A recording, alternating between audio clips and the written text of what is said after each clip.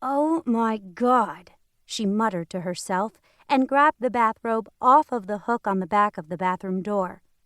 Slipping the robe on and tying the belt tightly at her waist, she hurried down the hallway and into the living room.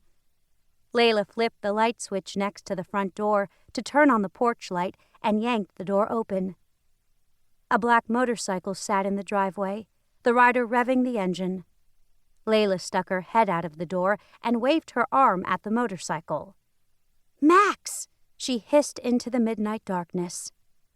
Around the cul-de-sac, lights were turning on in her neighbors' homes in response to the intense sound of the motorcycle. She waved wildly again and flipped the light on and off a few times to get his attention.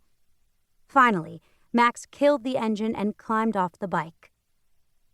"I seriously can't believe this," she said, ducking back into the house but leaving the door open so that he could come inside.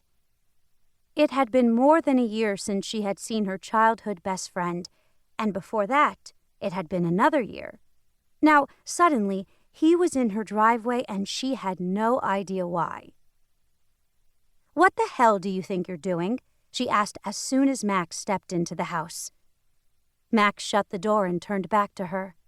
He was wearing a full-face helmet, and when he pulled it off, Layla felt her heart skip.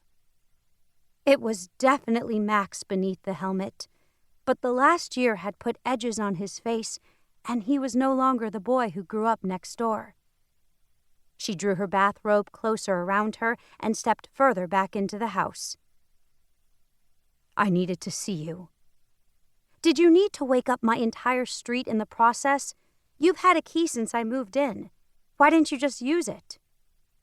"It's midnight, and I didn't know how you would react to me just letting myself in. I thought you would recognize the sound of the bike." "Oh, I recognized it. I was getting in the shower and it just about scared me to death."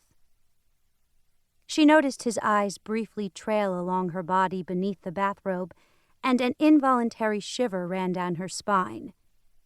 This was the boy who she had spent summers camping with, and who she told her deepest secrets to in the sanctuary of the treehouse. These were feelings that she had never let herself experience for him, even when they experimented with their first kiss together. Yet, she couldn't deny them.